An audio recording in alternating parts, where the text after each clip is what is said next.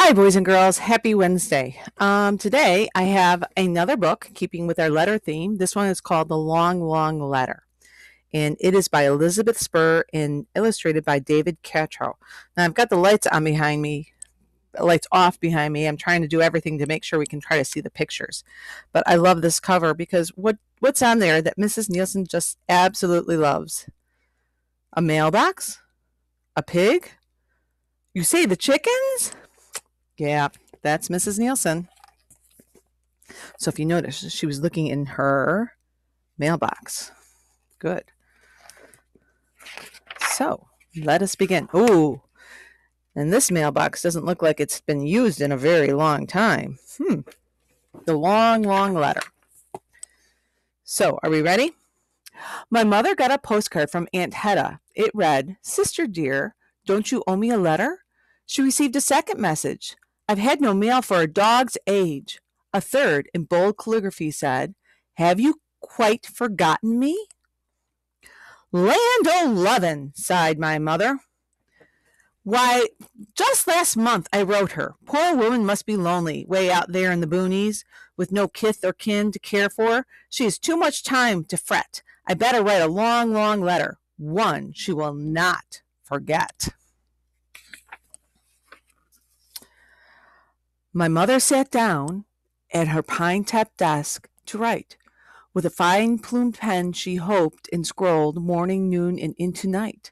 She badly burned the dinner. It was a long, long letter. She wrote through fall and winter into spring and summer. The days grew warmer, longer. I grew taller, stronger. It was a long, long letter.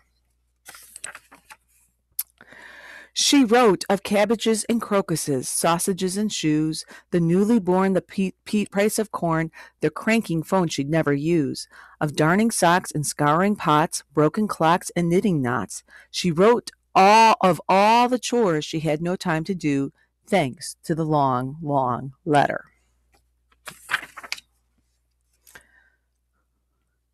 One day after breakfast, she said, let us mail the letter. There's still so much to tell her, but I've no more ink nor paper. We put the letter into boxes and hauled it in a wagon. We gave it to the postman, who stuck 1,000 stamps on it. It was a long, long letter. Look at all the boxes. On the way to the train station, a whirlwind came from nowhere. It ripped the tops right off the boxes. Swoosh went Aunt Hedda's letter. Swoosh! The pages scattered. It was an all gone letter. That was some whirlwind. Uh-oh. You see our Aunt Hedda? What's she doing? She's sitting by that mailbox waiting for her letter, isn't she? Aunt Hedda lived a crooked mile from the town of Neverby. The townsfolk rarely passed her way, much less passed the time of day with tea and friendly chatter. And none had sent a cheery word by way of card or letter. She was a lone, lone Hedda. By her mailbox sat Aunt Hedda. She sat in her carved rocker with a pocket full of crackers and a pot of peanut butter. She rocked and watched around the clock from May till Sunday, waiting for the pleasure of a letter from my mother. Oh, let me point this out. Do you see where the rooster is? Up there on the roof? Thank goodness our chickens don't do that. She rocked in fall and winter, through the spring and summer. The days grew shorter, but there was no long, long letter. She pleaded with the postman, just a small one or a thin one. How she longed, longed, longed for any letter. And there she is with her hands going, please.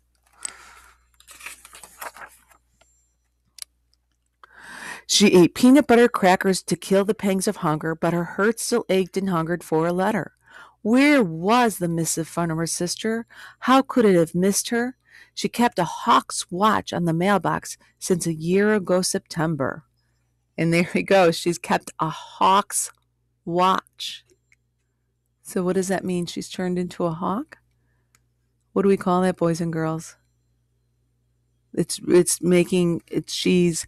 saying that she is like a hawk. We're going to call that, if it's a simile, we use like her as. Boy, I hope Mrs. Nielsen's getting right that. So that's a metaphor. Been a long time since I had to think about those things. December storms clouds gathered. Aunt Hedda watched and shivered. The wind howled loud and bitter. The dark skies dumped a blizzard. It was the wrong weather to sit waiting for a letter. In her fringed shawl, Hedda huddled, bone-chilled and befuddled. White flakes danced around her. Soon all was covered over. Mailbox, rocker, peanut butter, and, of course, Aunt Hedda. Ooh, stuck in a snowstorm with her chickens, no less. All was silent, all was still. Then slowly from a whitened hill peeked the head of, yes, Aunt Hedda. She was beaming like the sun and staring cross-eyed at her letter. It wasn't snow, boys and girls. What was it? One evening over tea, my mother read me a fat letter from Aunt Hedda. You might say that I've been a bit under the weather. I thought it was a snowstorm, but it was your airmail letter. Such a long letter. The town was in a dither. It took 3 days to gather with snowplows and a tractor. I am told that Miss the Rumpus, the postman, said, "Great Zeus thunder! What's become of Hedda Pincus? She was sitting by her mailbox. Now she must be 6 feet under." Look, they got a front, what do we call it? A front end loader or something? Shovel? We've got a crane going there. We've got a snow shovel. All that mail from one letter. Through the vineyards, through the groves, the town folks rushed in droves. Headed by the doctor and followed by the preacher, a posse for emergency was coming out to rescue me. Plain to see, catastrophe draws good folks together. I felt like a celebrity instead of a non-entity. Life looked a lot brighter. I said thank you to the rescue team. Your concern is flattering, but I've suffered no great harm. My sister's letter kept me warm. As the townsfolk shoveled, the postman winked and chuckled. That's what I call riding up a storm. 50 children stacked the pages you forgot to number. They piled them in the haymow, stored them in the silo. They filled the spring house and the mill and the granary and the still. It was a long letter. I planned to sit down with your letter, catch up on the news, but in the discombobulation of my recent situation, I have lost my spectacles. You know what spectacles are, aren't you? I'm wearing them right now.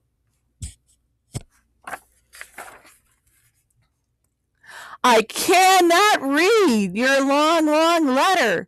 50 children have been rummaging through the attic, house, and cellar looking for my glasses, but perhaps it doesn't matter.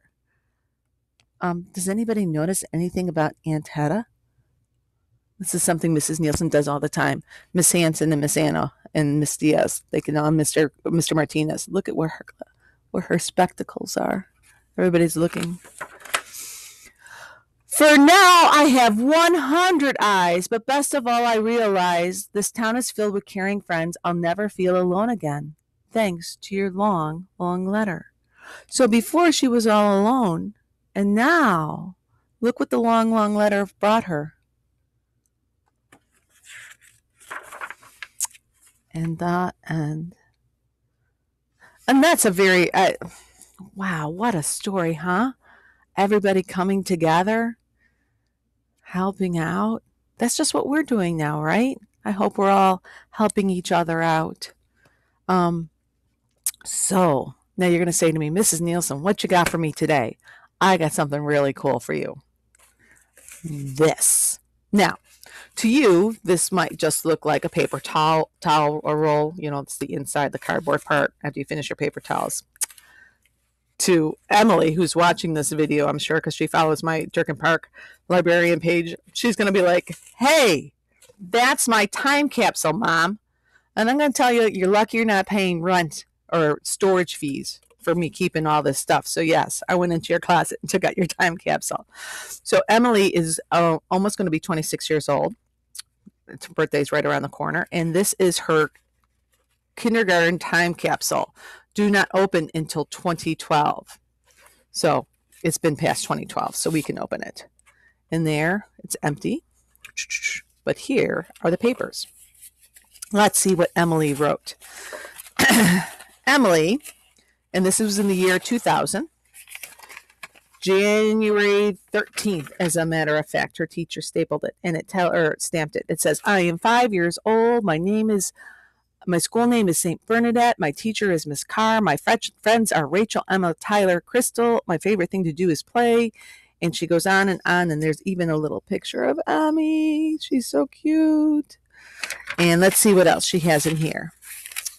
She has got, she was practicing writing her numbers. Now, I know that this is very faint. You can have a hard time, but she practiced her numbers. Let's see what else Emily put in her time capsule. Oh, look at that. She practiced her ABCs. Very good, Emily. Let's see what else. Oh, here's a picture of her school. And there she is in the window of the school, our school. And it has a little bell on the top, too. By the way, that school is the same school Mrs. Nielsen went to. Oh, and here's a letter from her teacher, Mrs. Carr. And she says, Emily, you were a joy to have in my kindergarten class. Love, Mrs. Carr. So what I'm suggesting, friends, is that we create our own time capsules. What do you say? And this goes for the big kids, too. You know, this is a crazy times that we're living in. We've never experienced this, and hopefully I'm praying that we never experience it again. So what we could do right now is write to ourselves and create just a simple little time capsule. We could put things in there. We could put letters from our moms and dads, letters from ourselves, letters or pictures from our siblings, and we could create our own little time capsule. And, you know, I mean, this is something teachers have done. This is Erin. Now, she's going to be 20. She's 24 right now. She'll be 25 in September. But she wrote a letter in 8th grade. And she says, hi, she wrote it to herself. Hey, Erin, how are you doing right now? I'm in 8th grade going on freshman. I am in a summer swim so I can be in varsity. I can't wait to get out of Central because of somebody is so mean. My teachers are, and then she goes on and she talks about her friends. There's a lot of this I can't read, I'll be honest, because it's not very nice. But, you know, we looked at it, and she says, I can't wait, but I'll miss Central, especially because there's pizza, and I'm okay with it. So, yeah, kind of an interesting little high school year. Sounds fun, but scary. At least I'll be with all my friends. A lot of her writing is not to be shared. But so this is something that you and your family could do. And it's a lot of fun. You put it away, you hang it in your closet, you keep it in a drawer, and years from now you can sit there and really laugh at it because it's really pretty funny. So I am suggesting today you write yourself that very long, long letter. Draw your pictures, do your ABCs, do your numbers, do whatever makes you happy. Mom and Dad write a letter. Do it all. Put it into an envelope, time capsule, whatever you like, and keep it. And in 10, 20 years, we can look all back at this and remember what it was like and be happy that we're all safe and sound. Okay? So that, my friends, is your job today. Think about doing it. It doesn't even have to be today. You could do this like once a week, do something and put it into that file folder. So that especially my older students, the 7th and 8th graders, or even 4th and up, if you're watching this with a younger sibling, think about how this has changed our lives and what you could do to record how it was before versus how things are now. And what do you think things will be like in the future? There's a lot of possibilities here, and it's really up to you to record the way things were and now. You always hear Mrs. Nielsen say, when I was a kid, blah, blah, blah, blah, blah. And unfortunately for some of our students, they're going to look back at this and say, before, the coronavirus, this is the way things used to be. And then my parents went out and bought toilet paper. Lots of it, hopefully. So everybody be safe, stay inside.